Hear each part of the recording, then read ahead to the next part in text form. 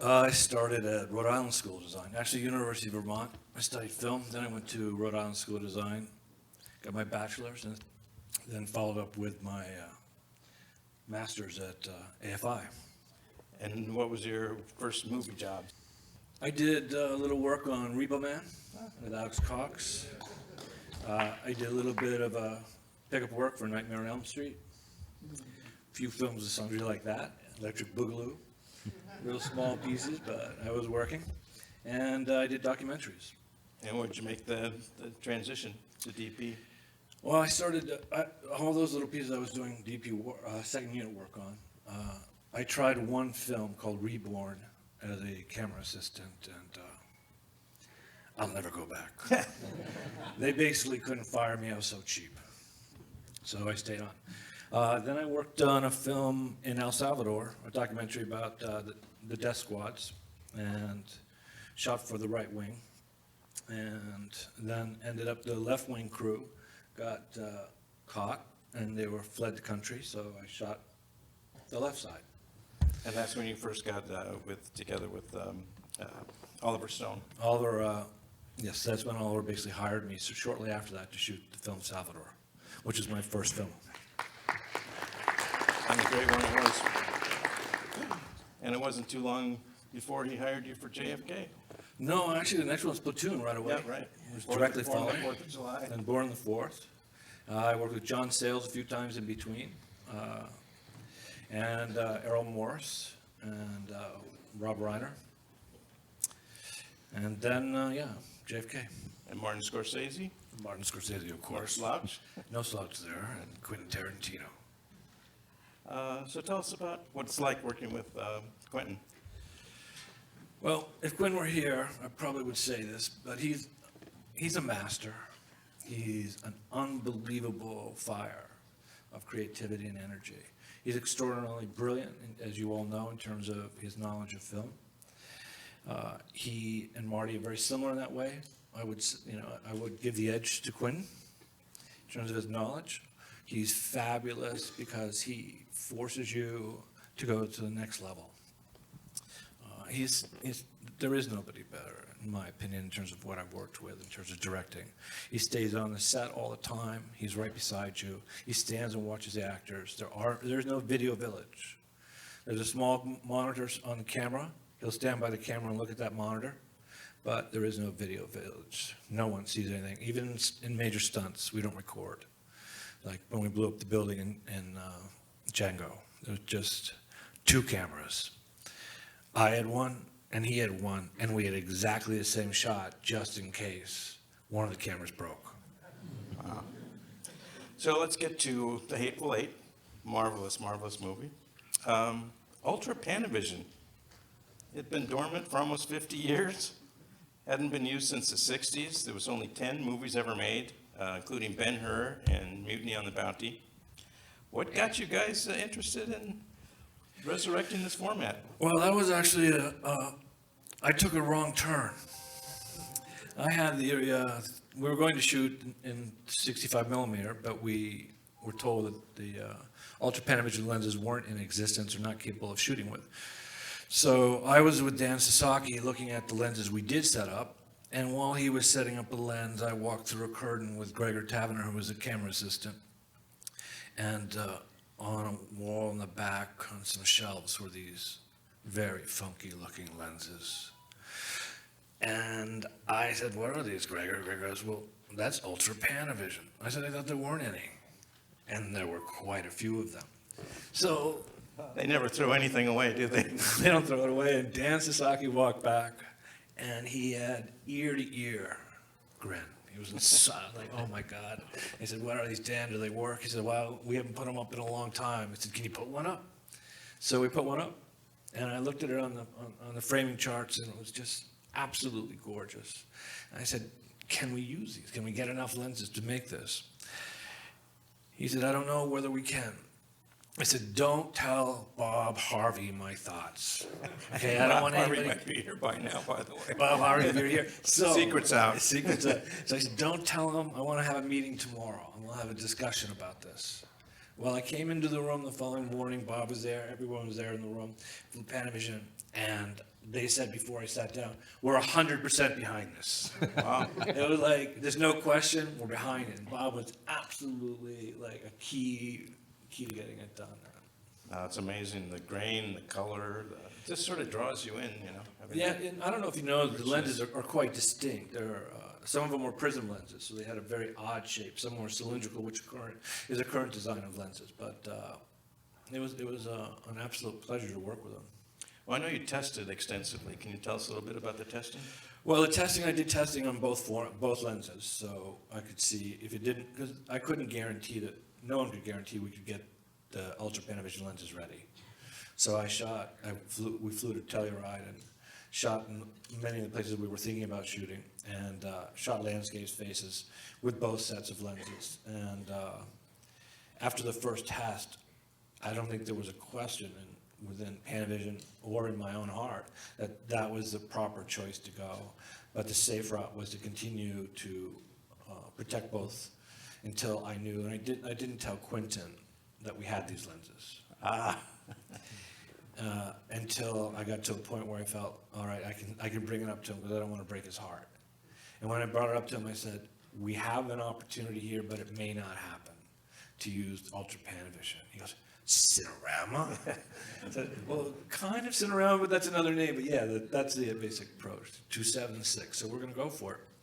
And Panavision put everything behind it and did a phenomenal job.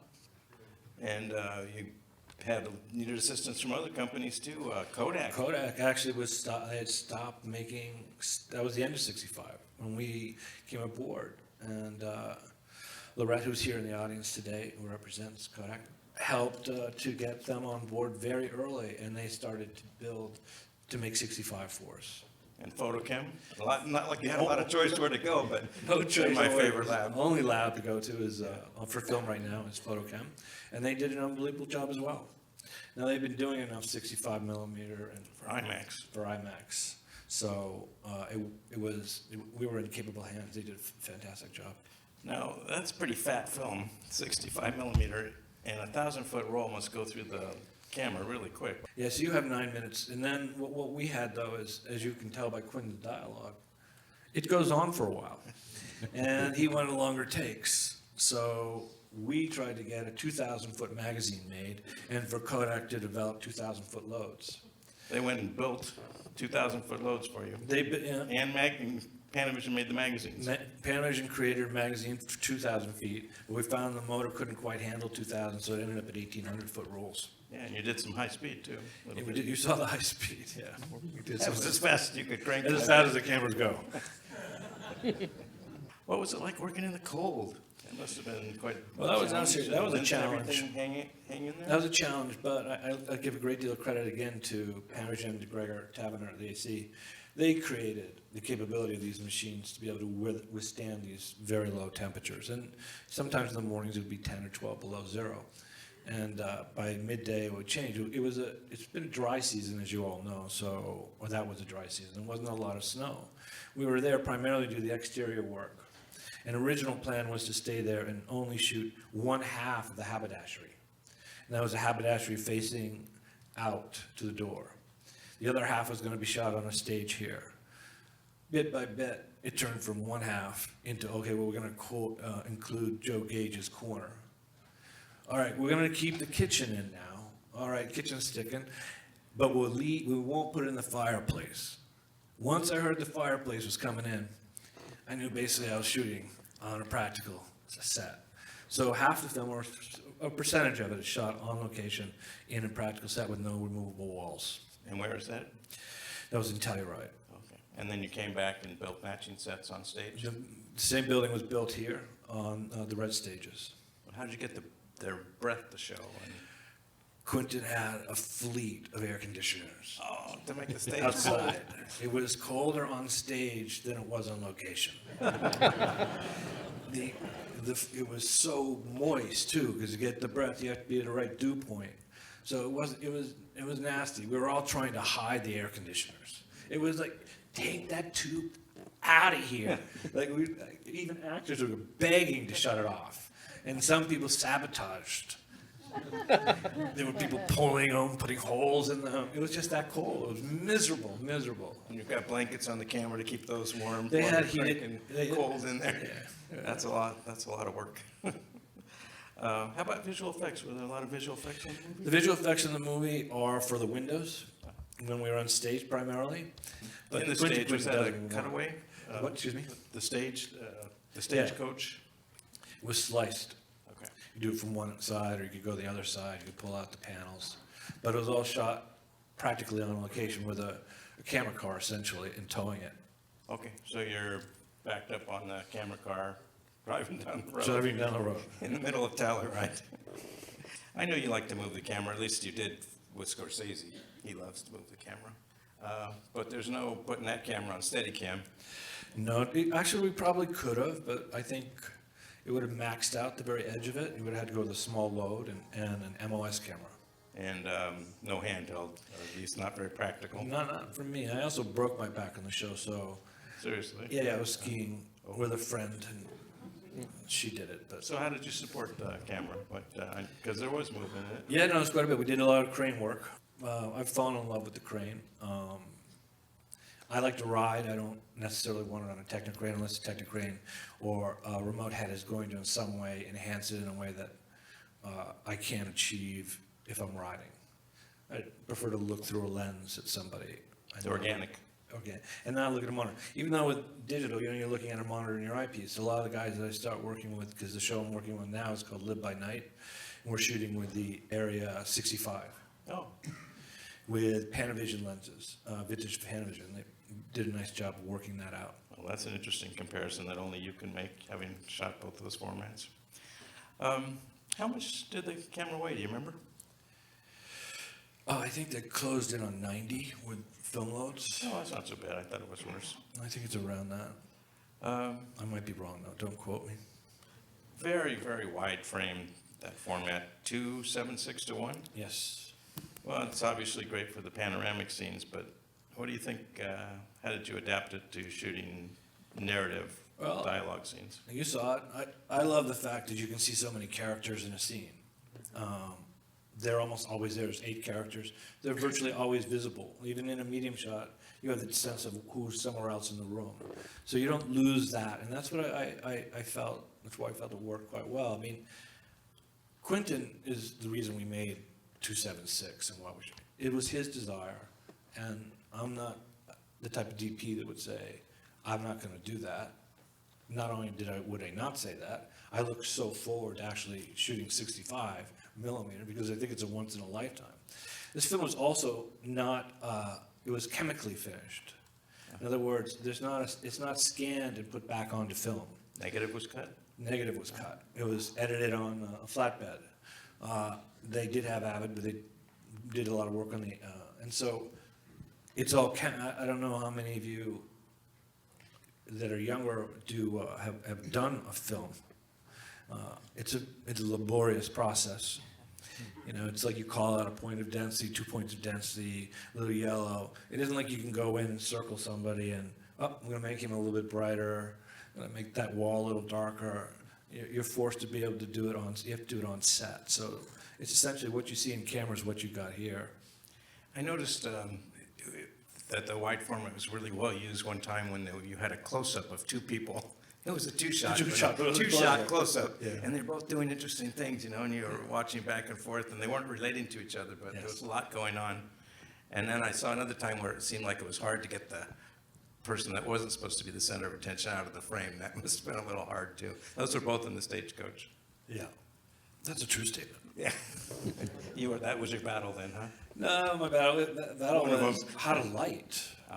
Tell me about that. Yeah, it's very different. It had a low ceiling. It had those wooden tops. So when you have a lens that shoots a medium shot, and they had odd numbers. You have to understand, the prism lens was a 57 millimeter, not a 50, and the close-up, my favorite close-up lens was 102. Now, I don't know how they figured that number out, but we call it 102 and a 57. And but it's hard in any of those shots to keep lights out. It's equivalent, it'd be like shooting the whole film as some have, with a 14 millimeter. Well, we're all really lucky today to have seen the first, one of the first showings of the roadshow version of the film. The masses will see it digitally projected. Tell us about the roadshow concept. Well, that's a Quentin. He wanted to make it he wants to bring attention to the fact that clearly we're shooting on film, and film can be a great experience, unlike any that you have been given the opportunity to experience thus far, which is why you have the prelude, but you also have an intermission. His thought is that you'll come in the theater, you'll have 70 millimeter, but you'll also have a booklet. And then that booklet will be notes about production, about cast, very similar to going to a play. Yeah, it was an experience rather than just going to a movie. Yeah, it's just not going to the film and sitting there. And I think the intermission is a very interesting concept because it allows you to walk and talk and sit and consider. And pee. And that is Because it's a long movie, but great. How did you prepare for the roadshow? Did you have to color time the 70 millimeter different than the DCP? No, the 70 millimeter was done in the lab at FotoKem. Then once we graded it, it was, it's been printed, and IPs have been, IPIN have been also struck. Then the DCP was done. We did the roadshow as well in DCP, as well as what Quentin has referred to as the mall version, which is not going to have the intermission or the prelude. A few things have been cut down. So the only true experience for his film is to see it in a theater in the 70 millimeter. They have cut down the number of theaters, I understand now, from 100 to 50.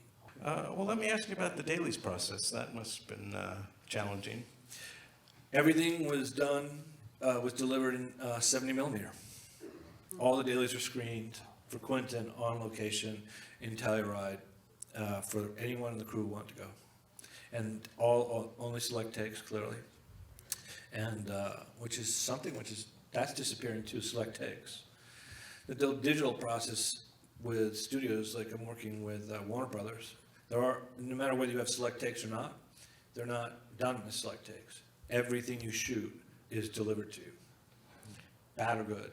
So for us, we were able to watch 70 millimeter and judge it every day. And so that was allowing us to correct the look of the film. On a big screen?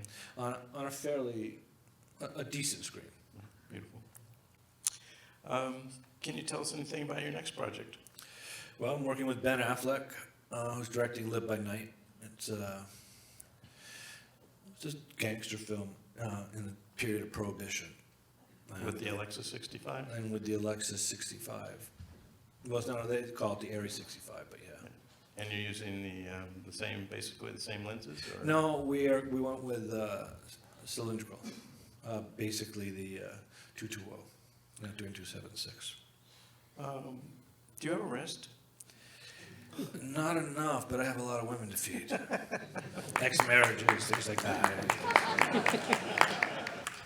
What did I not ask you that you'd like to share? Would that be interesting for the audience? I don't know. I think you did pretty good here. Is there anything anybody wants to ask? Did you have a favorite shot is the question. Yeah, in terms of favorite shot, I think it would be one of the close-ups of Sam Jackson. I really love his shots, and I also love the vivid color of the red on, which is in the bright yellow, but the way the blood is captured. For me, the 70 millimeter feels like a large version of Kodachrome. Saturated and full. No grain whatsoever, which is quite lovely. It can be a little harsh, as I saw in a couple shots I've seen it here before. I haven't seen it here before. I've seen it DJ, but you can tell sometimes. Oh, same issue with digital. I think we all know that Even worse? Well, actually, I'm getting better at it. Yeah. I'm learning some tricks. Want to share? Yeah, it's really lookup tables. Yeah. Look, I love working with lookup tables. So that to me is altering the perspective I have on why. Ben and I did tests for 35 millimeter anamorphic, the Alexa, and the Arri 65. And after the test was done, we both came to the same conclusion. Let's go with the Arri 65. And it's primarily because I could do so much with the lookup tables. Yeah, we still have the great Panavision lenses. And the old Panavision lenses, which have a softer quality and a nice round off, which helps the digital aspect of HD go away and give you a closer to film emulation. But I don't believe that we need to emulate with digital film. I think that digital is digital, and we need to embrace what it is and learn how to make it its own voice. Like with Hugo, I tried no film emulations at all. We just created a look. Whether it looks like film or not, that's for somebody else to decide. But I'm trying not to get that look. Like to say, oh, I'm going to go after film.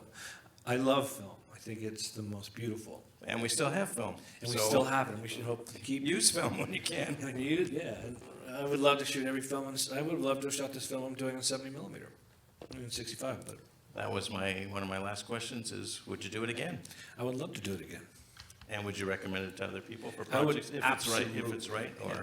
I think 65 is just, if you love the look of the grain and you can get it projected. The big issue is projection. Because if you're going to scan it, you're going to scan it 6K.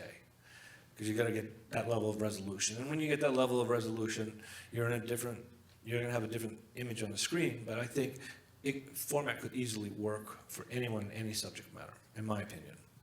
I don't think this film could have been shot in 16 millimeter or 35 or 65.